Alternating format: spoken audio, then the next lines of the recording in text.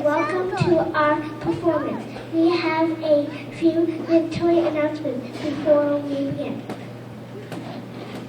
In an unlikely event of an emergency, please calmly move towards the exits. Exit the building and gather in the parking lot to wait for further directions. In the unlikely event of an evacuation, while in the classrooms, students will exit the classroom first. Please follow them as they know where to go. Please be advised that there is no smoking allowed in any school building or on school property with accordance with Chapter 71, Section 37H of the Massachusetts General Laws.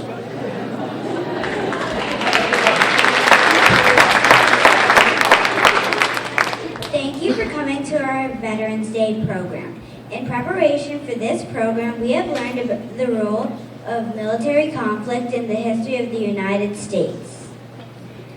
The songs we will be performing today reflect both popular sentiments and personal feelings while representing both sacred and secular responses to war and stories of both victory and defeat.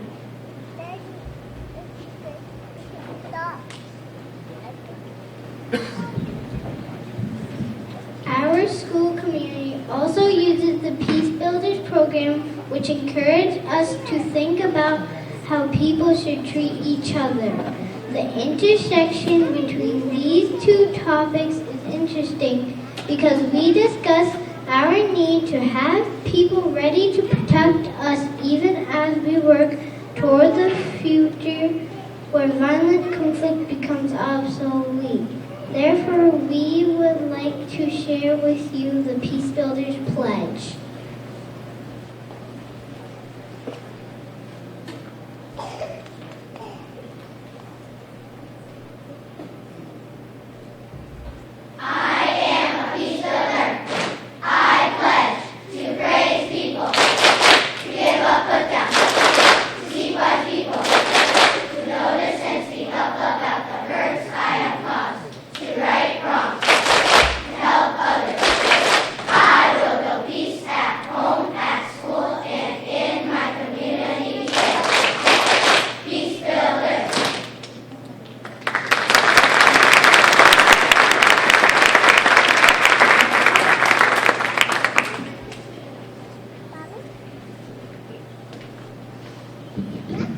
The observations, now known as Veterans Day, was first marked on November 11, 1919, exactly 1 year after World War I officially ended. At the time, it was called Armistice Day in reference to a peace agreement that Germany had signed with the Allies exactly 1 year earlier. While this first observation was dedicated to those who have died in the war, the day eventually became a time to honor all those who have protected our country throughout its history. We will now share with you the words of Woodrow Wilson Armistice Day Proclamation, followed by a very old song with a simple message in memory of those who have died. Give us peace.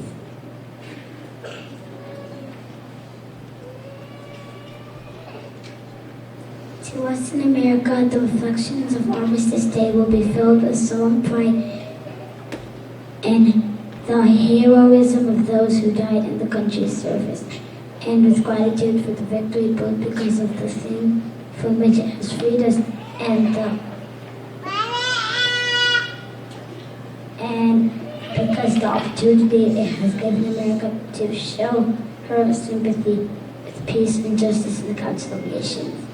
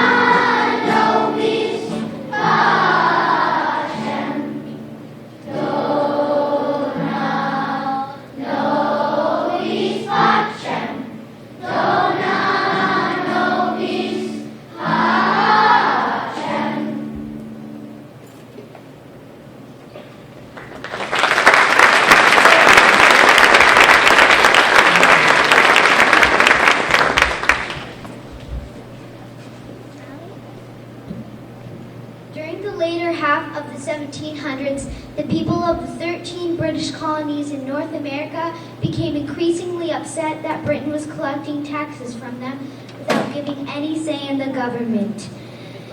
The colonists began to protest against the rule of King George III by forming their own government and by refusing to buy products that Britain collected taxes on. The most famous protest was the Boston Tea Party, when a group of colonists in Boston, Massachusetts, boarded British cargo ships and dumped crates of tea into the Boston harbor.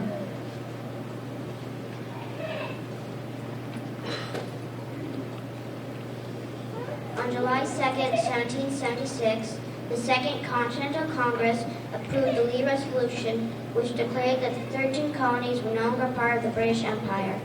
On July 4th, a Declaration of Independence containing many indictments against King George was quickly printed and distributed throughout the colonies. This publication added fuel to a conflict that began with clashes between Patriots and British troops over a year earlier, and the American Revolution officially began.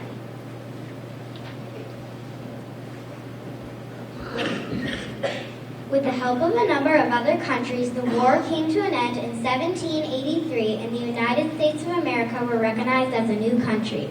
As the new country's leaders worked to shape their government, they began a daring experiment in which the power of each branch would be balanced by the others and limited by the Constitution and its amendments. Under these rules, the government would always exist to serve the people, never to control or exploit them.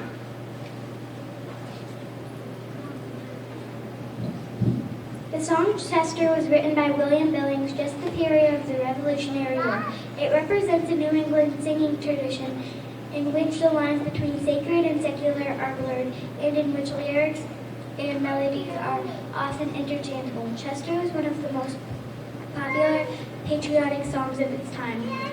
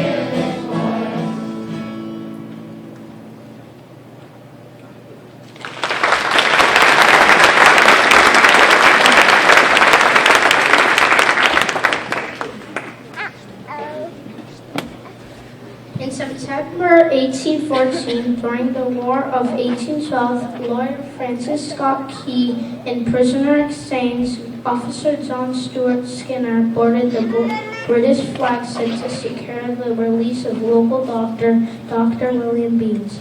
During the negotiations, they were invited to dinner with the British Vice Admiral.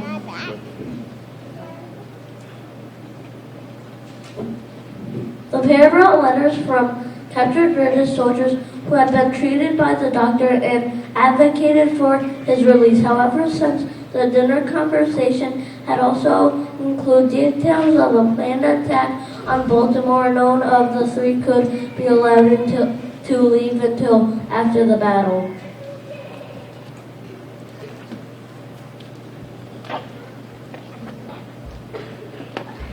Spending the night on an enemy ship during the attack of Fort McHenry was an intense experience for Francis Scott Key, and he expressed his feelings by writing a poem about the event.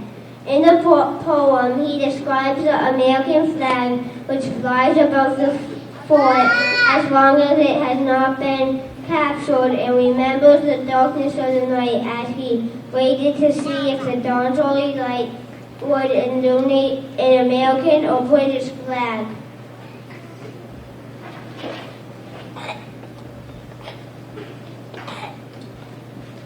Many copies of the poem were printed and soon became very popular. People began singing the words to the tune of a well-known song to Anacone in Heaven, which was written about 35 years earlier for a musicians' club in England. Together, the words and music eventually became the national anthem of the United States of America. You are invited to stand for our national anthem.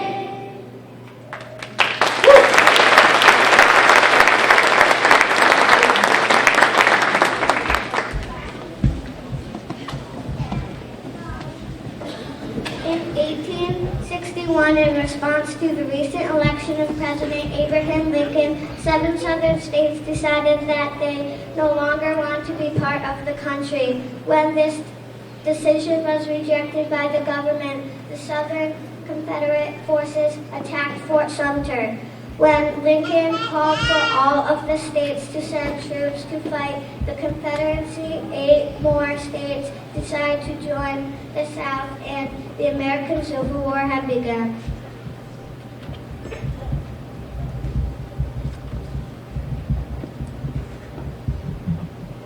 During the war, the band leader Patrick Gilmore wrote a song about how happy it would be when the war was over and the soldiers finally returned home. Under writing the name Louis Lambert, Gilmore describes a town in celebration at the return of their men. While the name Johnny is often taken as a genetic term for any soldier, Gilmore might also have been thinking of his future brother-in-law, Captain John O'Rourke, who was fighting for the Union Army.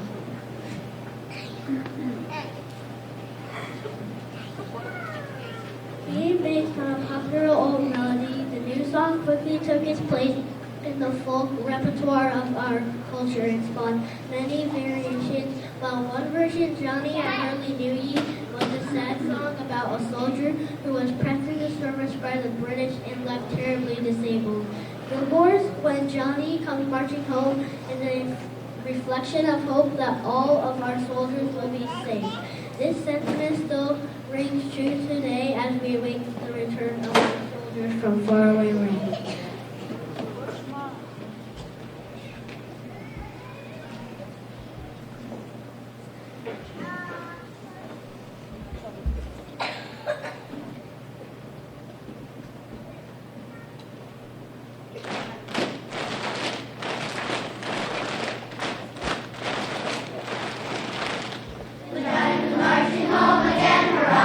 Hurrah! We'll give 'em a hearty welcome and hurrah! Hurrah!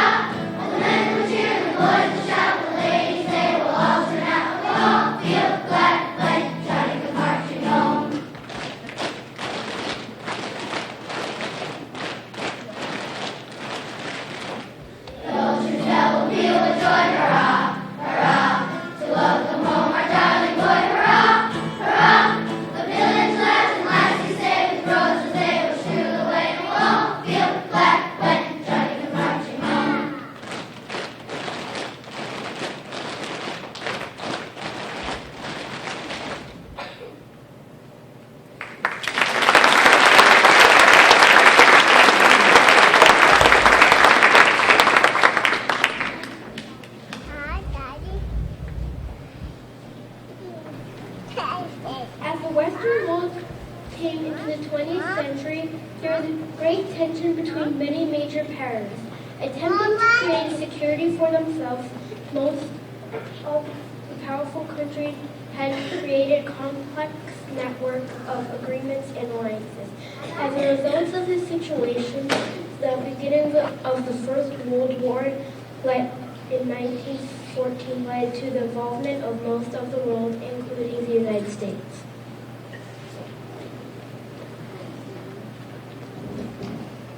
In 1915, Canadian Field Surgeon Lieutenant Colonel John McCree was working near the front lines in an area of Belgium known as Flanders. The deaths of many soldiers, including his friend Lieutenant Alexis Homer, inspired him to write the poem In Flanders Fields. In his poem, McCree speaks for the deceased soldiers, reflecting on their short lives and calling on others to take their place so that the dead may rest in peace and having not died in vain. The bright red poppy flowers which grew in the disrupted soil of the battlefield soon became a symbol of remembrance.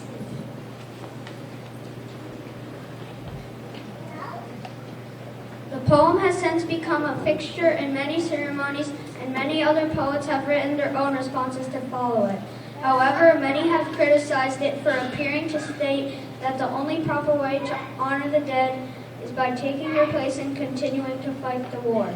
Those who believe that the best way to honor the fallen is by working to end all war sometimes choose a white poppy flower as their symbol of remembrance.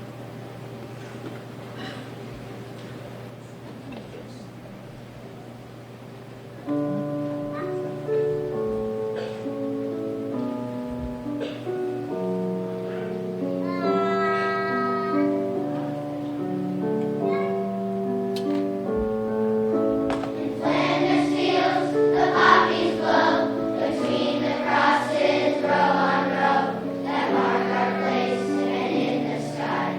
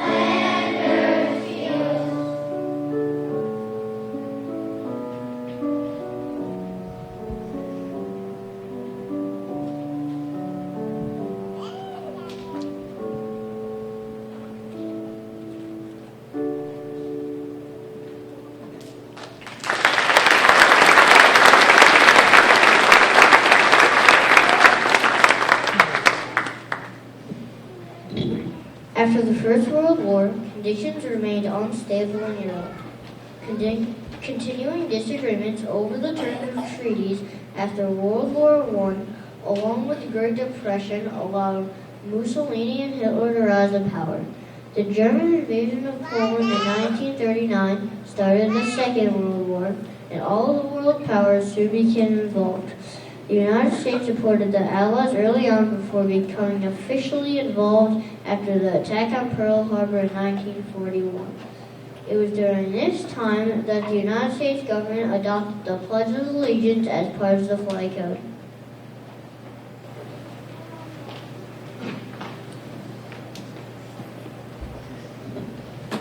In 1892, a children's magazine called the Youth Companion published a program for public school students to celebrate the 400th anniversary of Christopher Columbus's voyage. As an essential part of the program, American Baptist minister and Christian socialist Francis Spellman wrote a new salute for students to recite. The original warning is, "I pledge allegiance to my flag and the republic for which it stands, one nation, indivisible, with liberty and justice for all."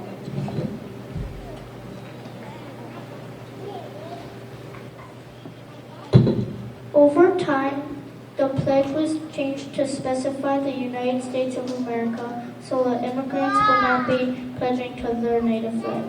This version reads, "I pledge allegiance to the flag of the United States of America and to the republic for which it stands, one nation, indivisible, with liberty and justice for all."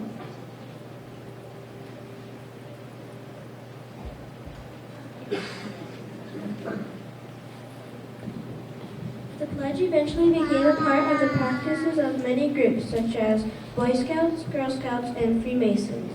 It was changed again after the Knights of Columbus advocated for the addition words of the words "under God." Although these words are the target of most modern controversy over the pledge, long-standing criticisms target the pledge for its tone of blind patriotism, and some groups even consider it idol worship.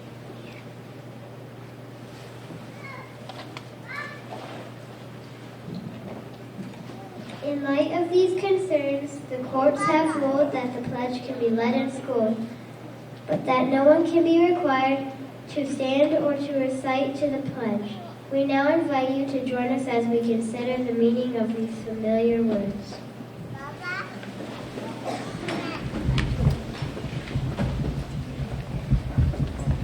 I pledge allegiance to the flag of the United States of America and to the republic for which it stands, one nation, under God, indivisible, with liberty and justice for all.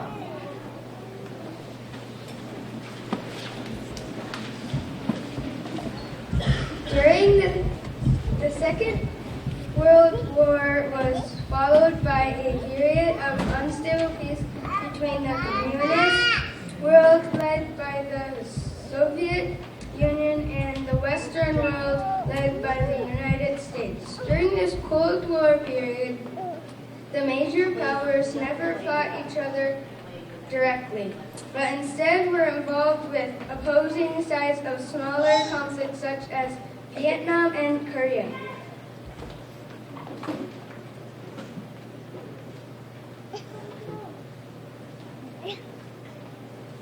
In the United States, the seemingly unified patriotism of World War II began to give way to many divergent public opinions.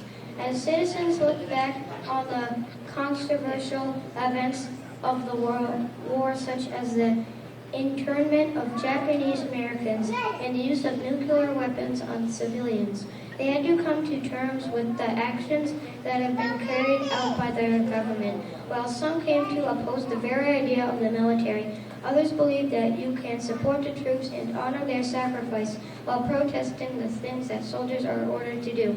Folk music became an important way of expressing this kind of patriotism.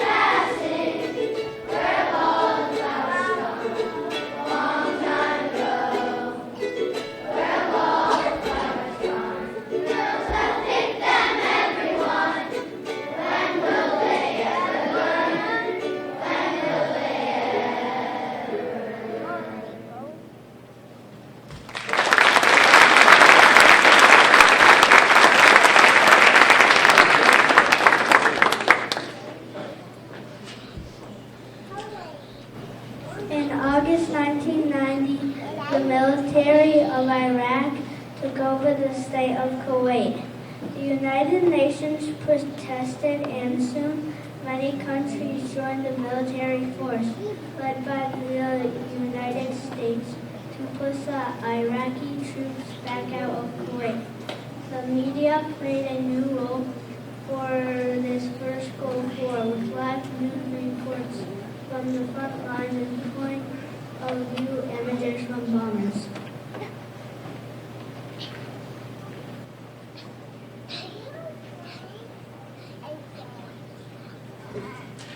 Lee Greenland's song 1983, God Bless the USA, became something of an anthem for this war and for the number of other events years since. The song expresses thanks for the beauty of the country, people who make it what it is, and the people who protect the United States of America.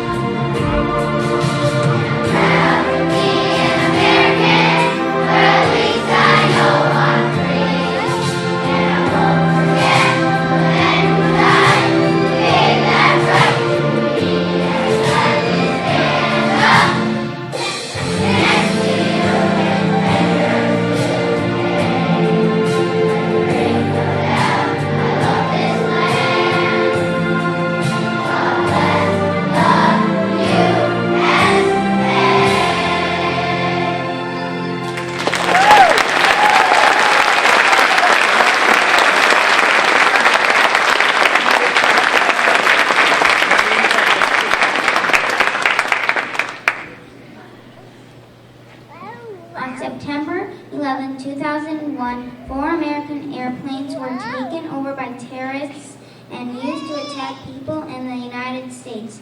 This event ushered in a new era of warfare involving broad militant networks not tied to formal governments or national borders.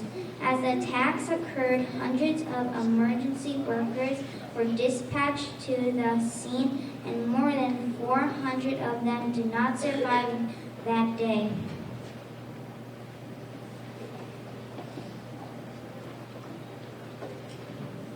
As we conclude our observance today, we remember that there are brave people who are willing to put their own lives in danger to help others. Sometimes they are police, firefighters, paramedics, doctors, soldiers, and others who have chosen dangerous jobs. But at other times, ordinary people like parents, teachers, volunteers, activists, and retail workers find themselves in extraordinary situations. Just as the world of 1918 reserved this day to give thanks to the heroes of their time. These are our final song to reflect on the meaning of heroism today.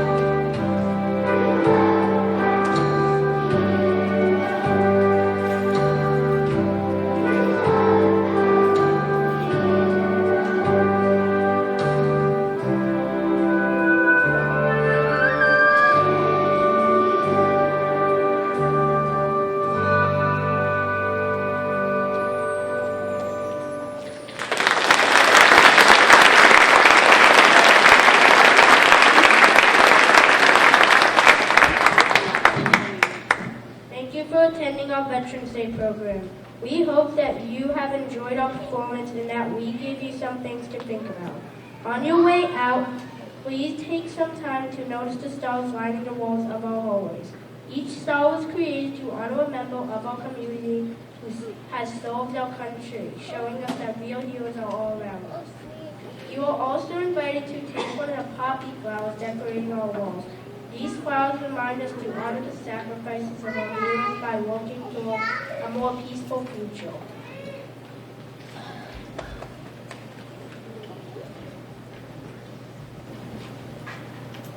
This concludes our Veterans Day tribute. Parents, if you are taking your child home with you, you may sign them out in their classroom. Before we finish, I just wanted to make sure that I remember to thank the classroom teachers who have helped with the organizing, who have helped the kids practice their parts, learn their reading parts. So thank you very much. We get a